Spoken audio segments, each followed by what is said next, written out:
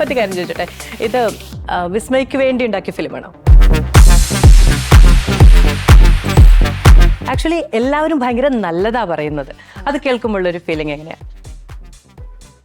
ഒരു അങ്ങനെയല്ല like I mean obviously I feel Lal സാറിന്റെ കൂടെയാണ് ഏറ്റവും കൂടുതൽ മായക്ക്. അപ്പൊ ഞാൻ പറഞ്ഞു, ലാൽ സാറിന്റെ അടുത്ത് പറഞ്ഞു, ലാൽ സാർ ഇങ്ങനെയൊന്നല്ല യൂഷ്വലി, ഇതെന്താ പറ്റിയെന്ന് അറിയില്ല, ഈ സാധാരണ ഈ കുട്ടി നന്നായിട്ട് അഭിനയിക്കുന്നതാണ്, എന്താ ഈ പാവം കുട്ടിയെ എങ്ങനെയാണ് ഇത്രയും ടോർച്ചർ ചെയ്യാൻ തോന്നിയത്? നിങ്ങൾ രണ്ടുപേരും ഇതെല്ലാം പഠിച്ചിട്ടായിരുന്നല്ലേ? ഞാനിതൊന്നും അറിയാതെ എന്നെ കെട്ടി തൂക്കി. പക്ഷെ എനിക്കത് ഭയങ്കര എക്സൈറ്റഡ് ആയിട്ട് തോന്നി. കാരണം അങ്ങനത്തെ ഒരു ക്യാരക്ടറിനെ ലൈക്ക് എക്സ്പ്ലെയിൻ ചെയ്ത് തന്നപ്പോ വില്ലനാണ്. അങ്ങനെയല്ല, ഞാൻ പറഞ്ഞു ചേട്ടാ ഇയാളൊരു അലമ്പനാണ്, ഈ ക്യാരക്ടർ ഒരുപാട് കഷ്ടപ്പെട്ടത് ചെയ്യാൻ വേണ്ടി. but then at the same time in the middle of the shot he'll be like, Chechi, are you okay? He's holding my head so gently. But സ്ഥലമൊക്കെ നോക്കാൻ വേണ്ടി വിളി ഇറങ്ങിയപ്പോ തന്നെ ഇവൻ താടി നിൽക്കുക രാത്രി. സത്യം പറഞ്ഞാൽ പേടിച്ചു പോയി. എന്തെങ്കിലും മുടിയൊക്കെ വളർത്തിട്ട് താടിയൊക്കെ വളർത്തിട്ട് ആരാ? I have stage fright. Before the shot I'm moving. It's my way of getting rid of the nervousness. Relaxed ആവാൻ വേണ്ടിട്ട് അല്ലേ? Yeah, it's like getting it out of my body. Okay. So that's why I was moving a lot. തുടക്കം ടീമാണ് നമ്മളോടൊപ്പം ഉള്ളത്. നമുക്ക് ഒരു നല്ല സിനിമയുടെ നല്ല റിവ്യൂ ഒക്കെ കിട്ടുന്ന സമയത്ത് ഏറെ സന്തോഷത്തോടു കൂടി കുറച്ച് നേരം വർത്താനം പറഞ്ഞിരിക്കാം എന്നതാണ് നമ്മുടെ ഒരു മൂഡ്. അപ്പോൾ എല്ലാ പ്രേക്ഷകർക്കും സ്വാഗതം. സംവിധാനത്തിൽ നിന്ന് തുടങ്ങാം. വരുന്ന റിവ്യൂകളൊക്കെ പോസിറ്റീവാണ് എന്നാണ് വിചാരിക്കുന്നത്. ഞാൻ ആദ്യം ചോദിച്ചു, ഇവിടെ ഇങ്ങനെ പ്രതീക്ഷിച്ചിരിക്കുകയാണ് എന്നോടായിരിക്കുമോ എന്ന്. അതുകൊണ്ട് കുറച്ചൊന്ന് സമയം കൊടുക്കാം എന്ന് വിചാരിച്ചിട്ടാണ്. എങ്ങനെയുണ്ട് റിവ്യൂ ഒക്കെ? വളരെ സന്തോഷമാണോ? സന്തോഷമാണ്. എനിക്ക് തോന്നുന്നു കണ്ടിട്ടുള്ള ആൾക്കാരൊക്കെ വിളിക്കുന്നുണ്ട്, മെസ്സേജ് വരുന്നുണ്ട്. അപ്പൊ എല്ലാവരും ഹാപ്പിയാണ്. ഒരു ഫാമിലി ആയിട്ട് പോയി കാണാൻ പറ്റുന്ന ഒരു സിനിമയാണെന്ന് അതിൻ്റെ ഒരു സന്തോഷം നമുക്കുണ്ട് അല്ലേ? തുടക്കമാണ്. ഇപ്പൊ ഞാൻ ഇന്നലെ പെട്ടെന്ന് ശ്രദ്ധിച്ചൊരു പോസ്റ്റാണ്, മോഹൻലാലിന്റെ ഒരു പോസ്റ്റ്, കാലിങ്ങനെ എടുത്ത് ഭിത്തിയിൽ വെക്കുന്ന ഒരു പോസ്റ്റ്. അത് പ്രണവിന്റെ ഒരു ചിത്രം ഉണ്ടായിരുന്നു, അത് കഴിഞ്ഞ ദിവസം പറഞ്ഞിരുന്നു. അപ്പൊ ആ പോസ്റ്റ് ആ ഒരൊറ്റ ചിത്രം കൊണ്ട് ഭയങ്കരമായിട്ട് കൺവേ ചെയ്യുന്നത് നമ്മുടെ ഞങ്ങൾക്ക് ഏറ്റവും ഇഷ്ടമുള്ള ഒരാൾ. ആ പോസ്റ്റ് കണ്ടപ്പോ എന്ത് തോന്നി? അങ്ങനെ ഒന്നും തോന്നിയില്ല, because I mean I've seen that photo before. It's on Meenu's wall in her bedroom. So it's just the same photo. എങ്ങനെയായിരുന്നു ഫസ്റ്റ് സിനിമയുടെ ഒരു അതിന്റെ ഷൂട്ട്? ഒരു 72 days ഷൂട്ട്, അതിനൊക്കെ കഴിഞ്ഞിട്ടുള്ള കുറെ പ്രിപ്പറേഷൻസ്, ഓൺ എയർ ആയിരുന്നു. I loved it. Like I really loved doing it, and I just enjoyed the whole process. Okay. So yeah, I really I'm loved happy. it. I'm happy. Okay. First film എന്ന് പറയാൻ പറ്റില്ല എന്ന് തോന്നുന്നു. ഇല്ല, second film. പക്ഷെ ആദ്യം തുടങ്ങുന്ന ആശിഷ് എന്നാണ്. ഒരു കൊടൂര 2 വില്ലന്മാരല്ലേ? ഈ പാവം കുട്ടിയെ എങ്ങനെയാണ് ഇത്രയും ടോർച്ചർ ചെയ്യാൻ തോന്നിയത്? എല്ലാത്തിനും കാരണം അവിടെയാണ്. കഥാപാത്രമായതേ ഉള്ളൂ അല്ലേ? അതെ, ബേസിക്കലി ഇവന്റെ അടുത്ത് ആരും, ഇവന് ആശിഷിനെ അറിയാവുന്ന ആരും പറയില്ല ഇങ്ങനത്തെ ഒരു ക്യാരക്ടർ ചെയ്യുമെന്ന്. കാരണം അവൻ ബേസിക്കലി ഭയങ്കര നല്ല മനുഷ്യനാണ്. He's the opposite.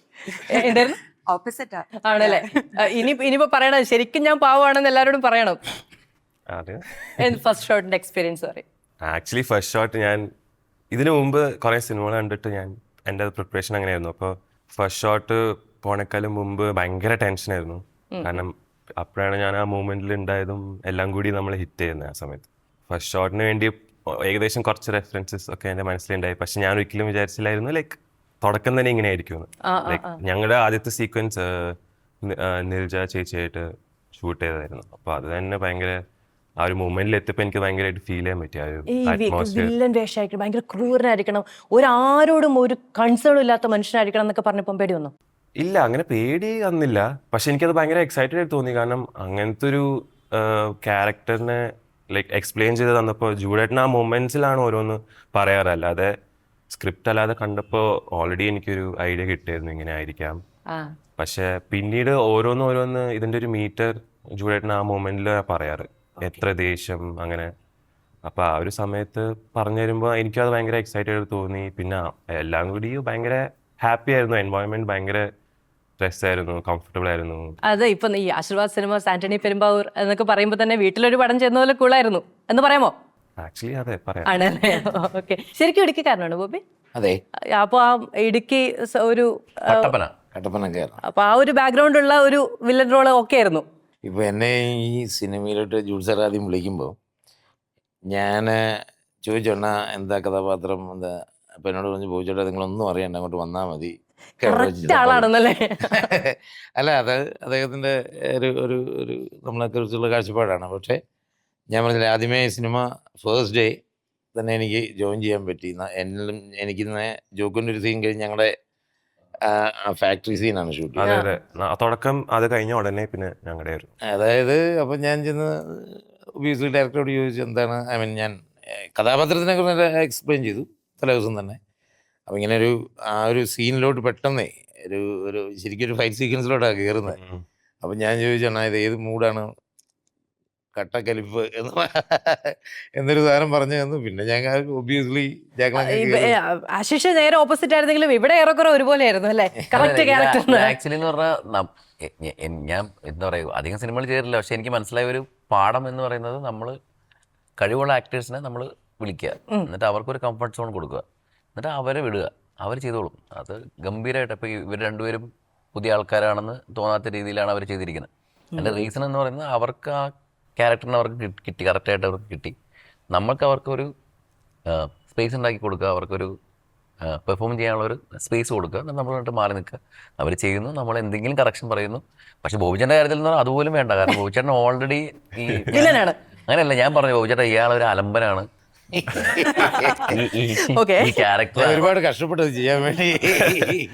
ശരിക്കും ആക്ച്വലി പുള്ളി ഭയങ്കര സെറ്റിലൊക്കെ തമാശയൊക്കെ പറഞ്ഞ് ഭയങ്കര എനിക്ക് തോന്നുന്നു കുറച്ചുകൂടി ഹ്യൂമർ ചെയ്യാൻ പറ്റുന്ന ഒരാളാണ് ശരിക്കും ബോബിച്ചേട്ടൻ. പക്ഷെ ആ ആള് വില്ലൻ, ഇപ്പൊ എനിക്ക് തോന്നുന്നു വില്ലന്മാരൊക്കെ ഹ്യൂമർ വില്ലനും ഹ്യൂമറൊക്കെ എനിക്ക് തോന്നുന്നു മുജ്ജന്മ ബന്ധമാണെന്ന് തോന്നുന്നു. ഇദ്ദേഹം ഹ്യൂമർ നന്നായിട്ട് ചെയ്യും. മറ്റു കാര്യം ചോദിച്ചോട്ടെ, ഇത് വിസ്മയ്ക്ക് വേണ്ടി ഉണ്ടാക്കിയ ഫിലിമാണോ?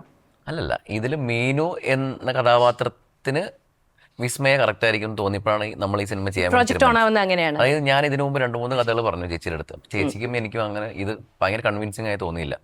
അതിനുശേഷം മീനു എന്നുള്ള ശരിക്കും ഞാൻ ആ ക്യാരക്ടറിന് തന്നെ ഞാൻ ഇട്ടിരുന്ന പേര് മായ എന്നായിരുന്നു ഞാൻ ആദ്യം. അപ്പം മായ തന്നെയാണ് പറഞ്ഞത് ചേട്ടാ എൻ്റെ പേരും ക്യാരക്ടറിൻ്റെ പേരും ഒക്കെ മായ, എന്താണ് ചേട്ടാ എന്ന് ചോദിച്ചപ്പോൾ ഞാൻ പിന്നെ വേണ്ട മീനു എന്ന് പറഞ്ഞാൽ പെട്ടെന്ന് തന്നെ മീനു നിട്ടതാണ്. പക്ഷേ ആക്ച്വലി ഞാൻ മായ കാണുന്നതിന് മുമ്പ് തന്നെ തിരക്കഥ ഓൾറെഡി കഴിഞ്ഞതായിരുന്നു. ഞാൻ മായ കണ്ടിട്ടുണ്ടായിരുന്നില്ല. മായ കണ്ടപ്പോൾ എനിക്ക് തോന്നിയ ചില അഡീഷൻസ് ഞാൻ ഇട്ടിട്ടുണ്ട്. അതായത് ഡോഗ് ശരിക്കും ആദ്യം ഉണ്ടായിരുന്നില്ല പടത്തിൽ. അപ്പോൾ എനിക്ക് മായക്ക് ഇങ്ങനെ ഡോഗിനോടുള്ള ഇഷ്ടമൊക്കെ, അപ്പോൾ ഞാൻ മായക്ക് കുറച്ചും കൂടി കംഫർട്ടബിൾ ആവണം ഒരാൾ പടത്തിൽ ഉണ്ടായ ഓക്കെ ആയിരിക്കും എന്ന് വെച്ചിട്ട് എനിക്ക് തോന്നുന്നു മായ ഫസ്റ്റ് കമ്പനി ചെയ്ത് മറ്റേ മെസ്സിയായിട്ട് ഈ മെസ്സി തന്നെയായിരുന്നു അവൻ്റെ പേര്. ഞാൻ വേറെന്തോ പേര് ഞാൻ ഇട്ടായിരുന്നു പടത്തിൽ. പക്ഷെ ഇവനെ വിളിച്ചാൽ കേൾക്കൂല, ഇവൻ നമ്മൾ ആ പേര് വിളിച്ചാൽ കേൾക്കൂല. അപ്പൊ ഇവരെല്ലാരും വിളിക്കുമ്പോൾ ഈ പട്ടി വരൂല. അപ്പൊ അതുകൊണ്ട് ഞാൻ എന്നാ പിന്നെ അവന്റെ ഒറിജിനൽ പേര് വിളിച്ചോ എന്ന് പറഞ്ഞാൽ അങ്ങനെ. ശരി, ഈ ഫസ്റ്റ് പാട്ട് വന്നല്ലോ പുറത്ത്. പാട്ട് വന്നപ്പം അതിലൂടെയാണ് വിസ്മയ ആദ്യമായിട്ട് കാണുന്നത്. പിന്നെ അത് കഴിഞ്ഞ് കുറേ റിവ്യൂസ് വന്നു. പടം വന്നു കഴിഞ്ഞപ്പം റിവ്യൂ വന്നു. ആക്ച്വലി എല്ലാവരും ഭയങ്കര നല്ലതാ പറയുന്നത്. അത് കേൾക്കുമ്പോഴൊരു ഫീലിംഗ് എങ്ങനെയാ? ഒരു അങ്ങനെയല്ല, like I mean obviously I feel happy. വിസ്മയ്ക്ക് ഒരു കാര്യം അറിയാം, എനിക്ക് തോന്നുന്നു ഈ ഇൻഡസ്ട്രിയിൽ ഇത്രയും ഗംഭീരമായിട്ട് ഫൈറ്റ് ചെയ്യേണ്ടി വന്നു, അതും ഇത്രയും വയലന്റ് ആയിട്ട് ഫൈറ്റ് ചെയ്തിട്ട് വന്നിട്ടുള്ള വേറെ ആരും ഇല്ല എന്ന് തോന്നുന്നു. ഇത് ഫസ്റ്റ് ആയതുകൊണ്ടാണ് ഇദ്ദേഹത്തിന് ടെൻഷൻ ഇല്ലാത്തത്. ആൻഡ് മാർഷൽ ആർട്സിൽ ട്രെയിൻഡും ആണ്, അതുകൊണ്ട് ബുദ്ധിമുട്ടുണ്ടായിരിക്കില്ല. എന്നാലും ഭയങ്കര എന്താ പറയാ, എല്ലാവരും ഒരുപാട് എക്സ്പെക്ട് ചെയ്യും എന്നൊക്കെയുള്ള വിചാരങ്ങൾ ഉണ്ടായിട്ടുണ്ടോ? like 100% tension ഉണ്ടായിരുന്നു, but it was more tension. അതായിരുന്നു question. അല്ല അത് ഇപ്പോഴും ഉണ്ടല്ലോ ഞാൻ പറയാൻ വന്നു. പിന്നെ ഉള്ള flow കളയേണ്ടെന്ന് വിചാരിച്ചിട്ടുണ്ടായിരുന്നു. Okay, I have stage fright. So even this is very like I feel very nervous when now atra alkarilla, but when I'm on the press meet na poyapo there was a big crowd, so many cameras, and I have to speak, and I didn't know I have to speak. So then I get on stage and ഞാൻ nervous ആവുമ്പോ you can ask all of them, before the shot I'm moving. It's my way of getting rid of the nervousness. Relaxed ആവാൻ വേണ്ടിയിട്ട് അല്ലേ? Yeah, it's like getting it out of my body. Okay. So that's why I was moving a lot. But at the end of the day, like ഞാൻ കുറേ കേട്ടു ആൾക്കാർ ഇങ്ങനെ പറയണ്ട അങ്ങനെ പറയണ്ട, but for me it was a proud moment because I faced my biggest fear. Okay, ഇതിന്റെ comedy എന്താണെന്ന് അറിയാമോ?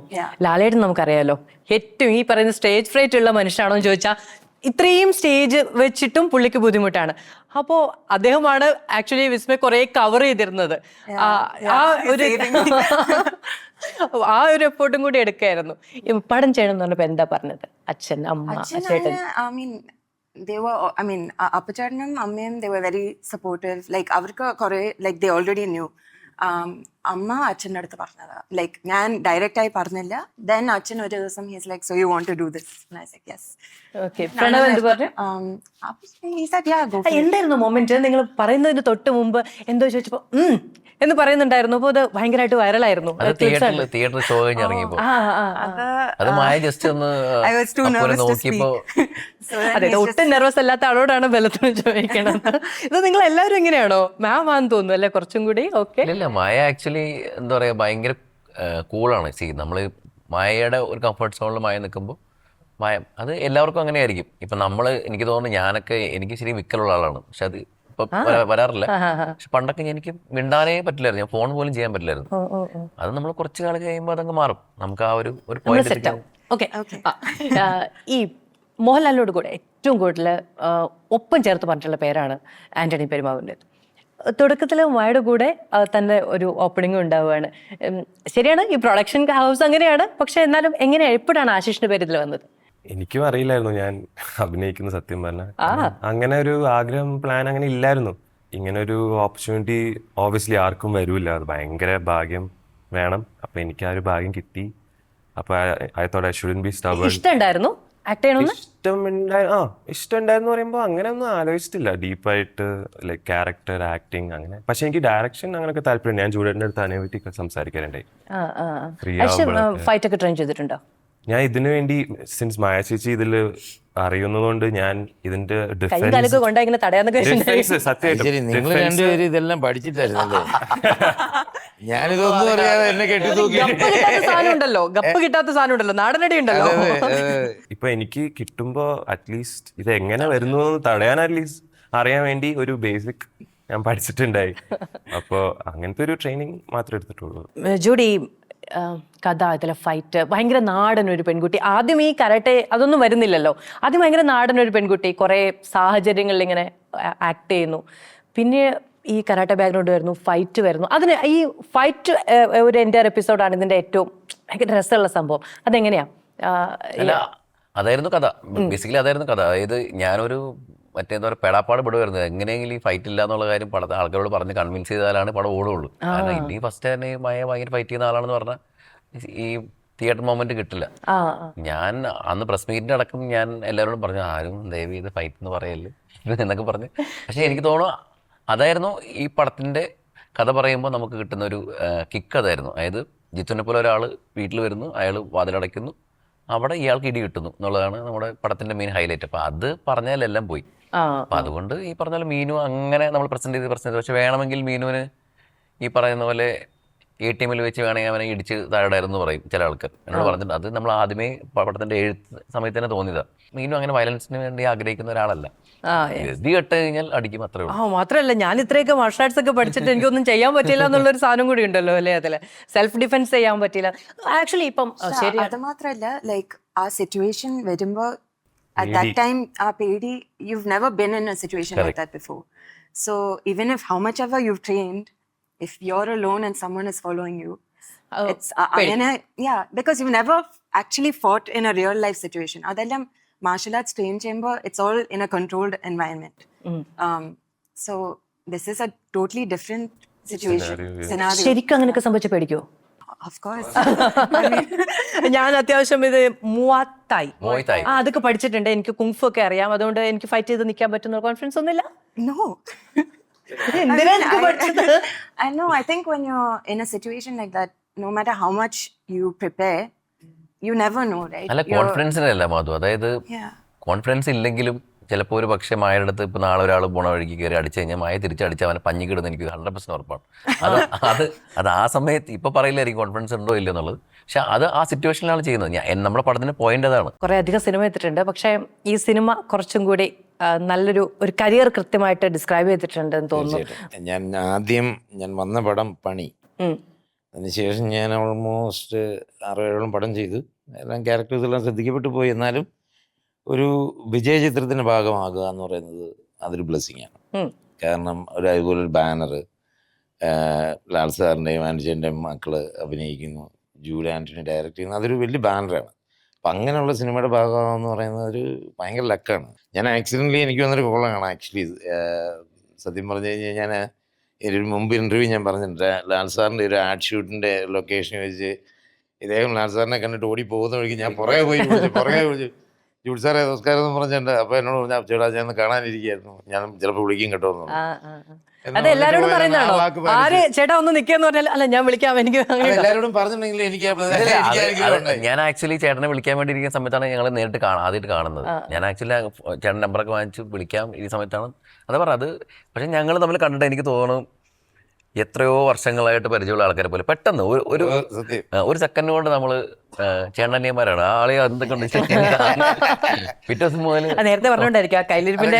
ആക്ച്വലി നമ്മളൊരു പടം ചെയ്യാൻ പോകുന്നതിന് മുമ്പ് ഒബിയസ്ലി നമ്മൾ ഇങ്ങനെ നമുക്കറിയാവുന്ന ആൾക്കാരോടൊക്കെ ചോദിക്കുമല്ലോ, എങ്ങനെയുണ്ട് ജൂഡേനോട് വർക്ക് ചെയ്യാൻ, എങ്ങനെയുണ്ട് കാര്യങ്ങൾ. അപ്പം ഗംഭീരമാണ്, പക്ഷേ ഇടയ്ക്കൊന്ന് ദേഷ്യം വരും, ഒന്ന് മാനേജ് ചെയ്തോണോ എന്നുള്ള രീതിയിലൊക്കെ കേട്ടു. പക്ഷേ എനിക്ക് ഒരു വഴക്കം കേൾക്കേണ്ടി വന്നിട്ടില്ല. ഞാൻ ഭയങ്കര എൻജോയ് ചെയ്ത് വർക്ക് ചെയ്ത ലൊക്കേഷൻ ആയിരുന്നു, ഭയങ്കര രസമായിരുന്നു. ഫസ്റ്റ് ഷോട്ട് വരുമ്പോഴേ ഈ ക്രൂരഭാവമൊക്കെ കറക്റ്റ്, കണ്ണിലൊക്കെ ഭയങ്കര തീക്ഷ്ണത അങ്ങനെയൊക്കെ വരുമ്പോൾ ആക്ച്വലി ഭയങ്കര ഫിറ്റാണ് ആ ക്യാരക്ടറിന്. ഈ എക്സ്പെക്ടേഷൻ എങ്ങനെ മാനേജ് ചെയ്തേ? ഞാനൊന്നും ചെയ്തില്ല. റിയൽ ആയിട്ടല്ലേ ബിഹേവ് ചെയ്ത്? ബിഹേവ് ചെയ്തൊന്നും പറഞ്ഞ അഭിനയിച്ചു എന്നല്ല, അഭിനയിച്ചിട്ടേ. എനിക്ക് ആശിഷിനെ കുറിച്ച് പറയാനുള്ള ഒരു ക്വാളിറ്റി ആണ്. അതായത് ആശിഷ് ഒരിക്കലും ഇപ്പം എനിക്ക് ആശിഷിനെ ഒന്ന് കാണണം എന്ന് പറഞ്ഞു. ഞാൻ ഇങ്ങനെ നമ്മൾ ഈ ക്യാരക്ടറിന് വേണ്ടി നോക്കുവാണ്. അപ്പം ഞാൻ കണ്ടു ആശിഷിനെ. എനിക്ക് വേണം അങ്കമാലി ഒരു ഹോട്ടലിൽ വെച്ചിട്ടാണ് ഞങ്ങൾ കാണുന്നത്. ഭയങ്കര പാവ ഒരു പയ്യൻ. ഞാൻ ചോദിച്ചു ആശിഷ് എന്തെങ്കിലും ആക്ടിങ് ചെയ്തിട്ടുണ്ടോ? അപ്പോൾ ആശിഷ് അവൻ തന്നെ ഷൂട്ട് ചെയ്ത ഒരു ചെറിയ ഒരു വീഡിയോ ഉണ്ട്, അത് കണ്ടു. അതിനുശേഷം ഞാൻ പറഞ്ഞു ഇതാണ് ക്യാരക്ടർ എന്ന് പറഞ്ഞു. പിന്നെ അതിനുശേഷം ആശിഷ് ചെയ്ത കാര്യങ്ങൾ എന്ന് പറഞ്ഞാൽ ആശിഷ് ഒരുപാട് നെഗറ്റീവ് ഷെയ്ഡ്സ് ഉള്ള കഥകൾ ഉള്ള സിനിമകൾ കണ്ടു, പ്രിപ്പയർ ചെയ്തു അല്ലേ? നല്ല ഹോംവർക്ക് ചെയ്തു. സിദ്ദീഖിനെയൊക്കെ നമ്മുടെ രമൺ രാഘവ്. അതിനുശേഷം നമ്മുടെ പട റിലീസിന് എനിക്ക് 3 ദിവസം മുമ്പ് എന്തോ നേരിട്ട് അദ്ദേഹത്തെ കാണാൻ ചെയ്തു. അത് ഭയങ്കര ഭാഗ്യമായി കണ്ട് സംസാരിച്ചു. അപ്പൊ ഞാൻ പറഞ്ഞു അങ്ങനെ ഭയങ്കര ഹാർഡ് വർക്കിംഗ് ആയുള്ള ഒരു ആക്ടറാണ്, പക്ഷെ ടാലന്റുമാണ്. ഈ ടാലന്റ് പ്ലസ് ഹാർഡ് വർക്കിംഗ് വരുമ്പോൾ ആള്, അതുകൊണ്ടാണ് അതിന്റെ ഗുണം നമുക്ക് തിയേറ്ററിൽ ബ്ലെസ്സിങ്സ് ഒക്കെ കിട്ടി. എന്ത് പറഞ്ഞു? നന്നായി വരും, വരട്ടെ അങ്ങനെയൊക്കെ പറഞ്ഞു. നല്ല ഉഗ്രം വില്ലനാവട്ടെടാ. ഞാൻ ഈ നീളത്തിലൊരു ചോദ്യം ചോദിച്ച ആശിഷ് പറയാൻ ആശിഷ് ഒന്നും മിണ്ടായിട്ടാണ് സംവിധായകൻ സഹായത്തിന് വന്ന് പറയൂ. ഞാൻ അങ്ങനെയൊന്നും ആലോചിച്ചില്ല സത്യം. സിനിമ അൾട്ടിമേറ്റ്ലി അടിപൊളി ആവണം എന്നുള്ളൊരു ടെൻഷനായിരുന്നു മെയിൻലി ഉണ്ടായേ. സ്വന്തം ഹൗസ് ഇങ്ങനെ അവതരിപ്പിക്കുമ്പോൾ കംഫർട്ട് സോണിൽ നിന്നിട്ട് ഒരാൾ ചെയ്യുന്ന ഒരു വർക്കും ഒരു ന്യൂ കമർ അല്ലാതെ പുറത്തുനിന്ന് വരുന്ന ഒരാൾ ചെയ്യുന്ന ഒരു വർക്കും തമ്മിൽ എപ്പോഴും താരതമ്യപ്പെടുത്തും. ഇപ്പം നമുക്ക് ഓർമ്മയുണ്ട് സായ്കുമാറിനെയും മോഹൻലാലിനെയും കൂടിയുള്ള കമ്പാരിസൺ ഉണ്ടായിരുന്നു ഒരു സമയത്ത്. അപ്പം അങ്ങനെ കമ്പയർ ചെയ്യും. അപ്പോൾ സ്വാഭാവികമായിട്ടും എൻ്റെ മാക്സിമം കൊടുക്കണം എന്നൊക്കെ വിചാരിച്ചിട്ടുണ്ടോ? അത് 100% കൊടുത്തു എനിക്കുണ്ടായിരുന്നു. ബിക്കോസ് പറഞ്ഞ പോലെ ഈ ഒരു ഓപ്പർച്യൂണിറ്റി ഭയങ്കര പാടാ കിട്ടാൻ. പിന്നെ അതെനിക്ക് വന്നപ്പോൾ ഞാൻ സ്റ്റബേൺ ആവരുതെന്ന് വിചാരിച്ചു. സോ അത് ഞാൻ ആക്ച്വലി യെസ് പറഞ്ഞത് അതുകൊണ്ടാണ്. കാരണം അങ്ങനെ ഒരു ആഗ്രഹമോ പ്ലാനോ ഇല്ലായിരുന്നു. പിന്നെ എസ്പെഷ്യലി മായ ചേച്ചി ഉള്ളതുകൊണ്ട് മാത്രം. അത് മായ ചേച്ചി ഇല്ലാത്ത ഒരു ഓപ്പർച്യൂണിറ്റി പോലെയാണ് വന്നെങ്കിലും ഞാൻ ചിലപ്പോൾ നോ പറഞ്ഞേനെ, മോസ്റ്റ്ലി നോ പറഞ്ഞേനെ. പക്ഷേ just because it was her I said yeah of course. അപ്പൊ ഞങ്ങളുടെ അടുത്ത് മാത്രമേ ഉള്ളൂ ഈ സംസാരിക്കുന്ന ഈ ആക്ച്വലി സിനിമ സ്റ്റേജ് ഇങ്ങനെയുള്ളൂ, അല്ലാതെ ബാക്കി എല്ലായിടത്തും ഭയങ്കര കംഫർട്ടബിൾ ആണ്. Because Ashish was there, I was so comfortable. Chale scenes, he's where he's like choking me and all. I'm looking at him and it doesn't look like him, it's someone else. But then at the same time, in the middle of the shot, he'll be like, Chechi, are you okay? He's holding my head so gently. But yeah, and then action parayumbo he becomes Jittu. Yeah, it's incredible. Yeah. ഞാൻ തന്നെ ഈ first shoot ചെയ്യുന്നതിൻ്റെ തലേ ദിവസം വണ്ടിപ്പെരിയാര് നമ്മൾ റിസോർട്ടിൽ താമസിക്കുമ്പം എൻ്റെ റൂമിൽ തൊട്ടപ്പുറമാണ് ജോക്കുൻ റൂം. ഞാനിങ്ങനെ കഥകളൊക്കെ തുറന്നിട്ടുന്ന സ്ഥലമൊക്കെ നോക്കാൻ വേണ്ടി വിളി ഇറങ്ങിയപ്പോൾ തന്നെ ഇവൻ സൈഡിൽ നിൽക്കുക രാത്രിയിൽ. സത്യം പറഞ്ഞാൽ പേടിച്ചു പോയി. ഇതിൽ മുടിയൊക്കെ വളർത്തിട്ട് താടിയൊക്കെ വളർത്തിട്ട് അപ്പൊ ഞാൻ ആരാ. ചേട്ടൻ ഭയങ്കര ഹെൽപ്ഫുൾ ആയിരുന്നു. കാരണം ഞങ്ങളുടെ ആദ്യത്തെ സീൻ 2 ദിവസം കഴിഞ്ഞപ്പോൾ പിന്നെ ഞങ്ങളുടെ സീനായിരുന്നു ആക്ഷനിലോട്ട്. അപ്പോൾ അത് ഭയങ്കര എക്സ്പീരിയൻസ് ആയി. കാരണം എൻ്റെ അടുത്ത് ജൂഡേട്ടൻ വന്ന് പറഞ്ഞു, ആകെ എൻ്റെ അടുത്ത് പറഞ്ഞു, എടാ ബോബു ചേട്ടൻ വരും എന്തെങ്കിലുമൊക്കെ പറയും, നീ ഒന്നും റിയാക്ട് ചെയ്യേണ്ടിരുന്നാൽ മതി, എന്ന് മാത്രമേ പറഞ്ഞു. അപ്പൊ ഞാൻ ചോദിച്ചില്ല എന്താ പറയണേന്നൊന്നും ഞാൻ ചോദിച്ചില്ല. ബിക്കോസ് ഞാൻ വിചാരിച്ചു ആ മൊമെന്റില് ചേട്ടൻ എന്താണോ പറയണേ അത് ആ ഒരു നാച്ചുറൽ റിയാക്ഷൻ വരാം. അതുകൊണ്ട് ഞാൻ ചോദിച്ചില്ല എന്താ ചേട്ടൻ പറയാൻ പോണേന്ന്. ബോബു ചേട്ടൻ വന്നിട്ട് അതൊരു ഗ്ലാസ് അറ്റാച്ച് ചെയ്ത ഒരു ഡോറാണ്. ഗ്ലാസ് ഒക്കെ ഇങ്ങനെ ഫിക്സ് ചെയ്ത ഒരു ഡോറായിരുന്നു. അപ്പൊ ആക്ഷൻ പറഞ്ഞ ഉടനെ ഡോറ് തുറന്നു വരാണല്ലോ, ഗ്ലാസ് ഇടിച്ച് ഗ്ലാസ് താഴെ വീണ് പൊട്ടി. എന്നിട്ട് ഭയങ്കര കൈയൊക്കെ മുറിഞ്ഞ് എന്നിട്ട് ബോബു ചേട്ടൻ എന്നിട്ടും കണ്ടിന്യൂ ചെയ്ത് നടന്നു വരാ. അപ്പൊ ഈ സമയത്ത് ക്യാമറ ഇങ്ങനെ പാൻ ചെയ്ത് വന്ന് എന്റെ റിയാക്ഷനും ഉണ്ട്. അപ്പൊ തന്നെ ജൂഡൻ പറഞ്ഞു കട്ട് പറഞ്ഞു. പക്ഷെ ബോബു ചേട്ടൻ ആ ഫ്ലോയില് വരാ. പക്ഷെ അത് കഴിഞ്ഞിട്ട് ഡയറക്ടർ കട്ട് പറഞ്ഞ ഗ്ലാസ് കൈയെല്ലാം ഞാനത് കൈ ഉടഞ്ഞ് അപ്പൊ ഞാൻ ഈ സമയത്തൊക്കെ എല്ലാരും ഗ്ലാസിനൊക്കെ അറ്റൻഷൻ കൊടുത്ത് എല്ലാരും ആ ഒരു സംഭവം അയ്യോ എന്നൊക്കെ പറഞ്ഞു പോയിട്ട് ഞാൻ അവിടെ ഇരുന്ന് ഭയങ്കര ഷോക്കായി പോയി. കാരണം ഇത്രയും എനർജിയിലാ വരാൻ ഞാൻ വിചാരിച്ചില്ല. അങ്ങനെ എന്നിട്ട് വോച്ചർ എന്റെ അടുത്ത് വന്നപ്പോ ഞാൻ പറഞ്ഞു ഇതെന്ത് എനർജിയില് വരുന്നത്. അപ്പോഴാണ് എനിക്ക് തോന്നിയത് അയ്യോ ഈ എനർജി ഞാൻ മാച്ച് ചെയ്യണം. എന്നാലാണല്ലോ ലൈക്ക് ബേസിക്കലി ആക്ടിങ് ഭയങ്കരമായിരുന്നു. കാരണം ഒരു റിയാക്ഷൻ കൊടുക്കുന്നത് അത്രയും എനർജി കിട്ടുമ്പോ നമ്മൾ എത്ര ട്രെയിനാണെങ്കിലും സിനിമയിൽ ഒരു ഷോട്ട് എടുക്കുമ്പോൾ റിപ്പീറ്റ് എങ്ങനെയുണ്ട്. എത്ര ഷോട്ട് എടുത്തു? ഞങ്ങൾ ഈ പഞ്ചായത്തിൽ മുഴുവൻ അരിമണിയും പറക്കായിരുന്നോ? ഇല്ല അങ്ങനെയല്ല. അത് ആക്ച്വലി മായയുടെ ഷോട്ടുകൾ എപ്പോഴാണ് കൂടുന്നത് പറഞ്ഞു കഴിഞ്ഞാൽ ചില ആൾക്കാർ നമ്മൾ കട്ട് പറഞ്ഞാലും ചിലപ്പോൾ അതിന്റെ ബാക്കിയും കൂടി ചെയ്യും. അതായത് നമ്മളിപ്പോൾ കട്ട് പറഞ്ഞാലും അയാൾ എന്താണോ പ്ലാൻ ചെയ്തിട്ടാണ് അയാൾ സ്റ്റോപ്പ് ചെയ്യുന്നത്. ചില ആൾക്കാർ കട്ട് പറയുന്നതിന് മുമ്പ് സ്റ്റോപ്പ് ചെയ്യും, കാരണം ആ സീൻ കഴിഞ്ഞിട്ടുണ്ടാവും. ചില ആൾക്കാർ നമ്മൾ കട്ട് പറയാൻ വേണ്ടി വെയിറ്റ് ചെയ്യും, കട്ട് പറയുമ്പോൾ സ്റ്റോപ്പ് ചെയ്യും. മായയുടെ പ്രശ്നം എന്ന് പറഞ്ഞാൽ മായ ഇത് യൂസ്ഡ് അല്ലാത്തതുകൊണ്ട് ചിലപ്പോൾ കട്ട് പറയുന്നതിന് മുമ്പ് ചിലപ്പോൾ മായ അതിൽ നിന്ന് സ്റ്റോപ്പ് ചെയ്യും. അപ്പോൾ എനിക്ക് ആ എഡിറ്റ് പോയിന്റ് കിട്ടൂല. അപ്പോൾ അതുകൊണ്ട് ഞാൻ പറയും മായ ഒന്നും കൂടി എക്സ്റ്റെൻഡ് ചെയ്താൽ നന്നായിരിക്കും, എനിക്ക് ആ എഡിറ്റ് ചെയ്യാനുള്ള പോയിന്റ് കിട്ടണം. അങ്ങനെയാണ് കൂടുതൽ വന്നിട്ടുള്ളത്. അല്ലാതെ പെർഫോമൻസ് വൈസ് എനിക്ക് തോന്നുന്നു അങ്ങനെ ഭയങ്കരമായ റേറ്റൊക്കെ പോയില്ല. എനിക്ക് ലാൽ സാറിന്റെ കൂടെയാണ് ഏറ്റവും കൂടുതൽ മായക്ക്. അപ്പൊ ഞാൻ പറഞ്ഞു ലാൽ സാറിന്റെ അടുത്ത് പറഞ്ഞു, ലാൽ സാർ ഇങ്ങനെയൊന്നല്ല യൂഷ്വലി, ഇതെന്താ പറ്റിയെന്നറിയില്ല, ഈ സാധാരണ ഈ കുട്ടി നന്നായിട്ട് അഭിനയിക്കുന്നതാണ്, എന്താ എങ്ങനെയുണ്ടായിരുന്നു ലാൽ സാറിന്റെ കൂടെയുള്ള ഇത്? Yeah, it was really nice. Of course, I was nervous, so many takes, but then it went smooth. കാണാൻ പോവാറ്, ഷൂട്ടിനൊക്കെ കാണാൻ പോവാറുണ്ടോ? അങ്ങനെ കാണാൻ പോകും, but shoot I don't go to set. Like I'll be in the caravan or in the hotel. അഭിനയിക്കുന്നൊന്നും പോയി കാണില്ല? ചെറുപ്പത്തില് കണ്ടിട്ടുണ്ട്, പക്ഷെ ഇപ്പൊ I mean recently no, I haven't seen. ഈ ഡയലോഗ് പഠിക്കൽ ബുദ്ധിമുട്ടായിരുന്നോ? Yes. അതിന്റെ ഏറ്റവും വലിയ ഫൈറ്റ് അതായിരുന്നു. ആക്ച്വലി ഞാൻ ലൈക് ഫുൾ ഡയലോഗ്സ് ഇംഗ്ലീഷിൽ എഴുതിയിട്ട് ബൈ ഹാർട്ട് ചെയ്തിട്ട് ഒരുപാട് കഷ്ടപ്പെട്ടു. എന്നിട്ട് ഡെലിവറി ചെയ്യുമ്പോ പിന്നീട് ഡെലിവറി ചെയ്യുമ്പോൾ ഇറ്റ്സ് ഓക്കെ ബിക്കോസ് ഓൾറെഡി അങ്ങനെയായിരുന്നു. It's in my mind.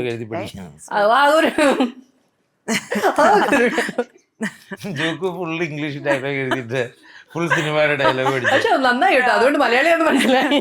അന്നേരം കുറെ പേര് പറഞ്ഞു ബോംബെക്കാരനാണോന്ന് ചോദിച്ചു.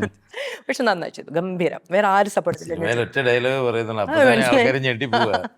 ശബ്ദം മറ്റേ ആ തമിഴ് പയ്യന്റെ പേരെന്താണ്? നമ്മുടെ ഒരു വില്ലൻ റോളൊക്കെ ചെയ്യുന്നേ അർജുൻ ദാസ്. കണ്ട അവിടെ കിട്ടി. അതുപോലൊക്കെ ആയിരുന്നു എല്ലാരും പറയുന്നത്, എന്താ കുട്ടിയുടെ ശബ്ദം എന്ന്. എങ്ങനെ സാധിക്കുന്നു ഇതൊക്കെ? ഒരുപാട് ആരാധകരുണ്ട്. അപ്പൊ നമുക്കൊരു ഓണം കുറച്ചുകൂടി, ഓണത്തെ കുറിച്ചുകൂടി സംസാരിക്കാം. എന്തായാലും ഫസ്റ്റ് ഇപ്പൊ നമ്മള് കല്യാണം കഴിഞ്ഞിട്ടുള്ള ഫസ്റ്റ് ഓണം എന്നൊക്കെ പറയുമല്ലോ, അതുപോലെ ഒരു പടം, അതും തുടക്കം, 2 പടം, രണ്ടുപേരുടെയും തുടക്കം എന്ന് പറയാൻ പറ്റുന്ന പടം, അത് കഴിഞ്ഞിട്ടുള്ള ഓണം. എന്താ സെലിബ്രേഷൻ പരിപാടി? This year we won't be celebrating because my grandma passed away. So I'm sorry, I'm mardoi. But yeah, so you guys can പറയ് ഓണം പരിപാടി. ഒരു പരിപാടിയില്ല. ഓണത്തെ കുറിച്ച് ചോദിച്ചാൽ പറയും, അഭിനയത്തെ കുറിച്ച് പറഞ്ഞു ചോദിക്കും. എങ്ങനെയായിരുന്നു എക്സ്പീരിയൻസ് വെച്ചാ? ഇത്രേ ഉള്ളൂ. അല്ല, വീട്ടില് ഫാമിലി ആയിട്ട് എല്ലാരും ഉണ്ടാവും എപ്പോഴും. എനിക്കറിയില്ല, ചിലപ്പോ ഇവിടെ തന്നെ. ദുബായ് ബേസ് ആണ് ആക്ച്വലി. ആശിഷ് പഠിച്ചതൊക്കെ എവിടെയാ? അതല്ല, ദുബായില് ആശീർവാദിന്റെ കമ്പനി മാനേജ് ചെയ്യുന്നു, ഡിസ്ട്രിബ്യൂഷൻ നമ്മള്. അപ്പൊ അതുകൊണ്ട് ദുബായിലായിരിക്കും. അപ്പൊ എന്താ സംവിധായകന്റെ ഓണം പരിപാടി? ഞങ്ങൾ പൊതുവെ സ്ഥിരം ഓണത്തിന് വീടിന്റെ ഫ്രണ്ടിൽ ഒരു പൂക്കളം ഇടും, എല്ലാവരും ചേർന്നിട്ട്. പിന്നെ പായസം വെക്കും, ഉച്ചയ്ക്ക് ഫുഡ് കഴിക്കും, താഴെ ഇരുന്ന ഇലയിൽ കഴിക്കും. സ്ഥിരം എല്ലാ വർഷവും അങ്ങനെയാണ് ഓണം. കട്ടപ്പനയിലെ ഓണാഘോഷങ്ങൾ ഇപ്പൊ കേരളത്തോളം ചൂടിന്റെ വീട്ടിലായിരിക്കും. ഇത്ര എന്റെ ഓണം ഡയറക്ടർ വീട്ടിലായിരിക്കും. ഓക്കെ, അപ്പോ എല്ലാവർക്കും ഓണാശംസകൾ. പിന്നെ പടമൊക്കെ അടിപൊളിയായിട്ടുണ്ട്. കൂടുതൽ നല്ല റോൾസ് ഒക്കെ ചെയ്ത് അടിപൊളിയാവട്ടെ. Okay, thank you. Okay, thanks.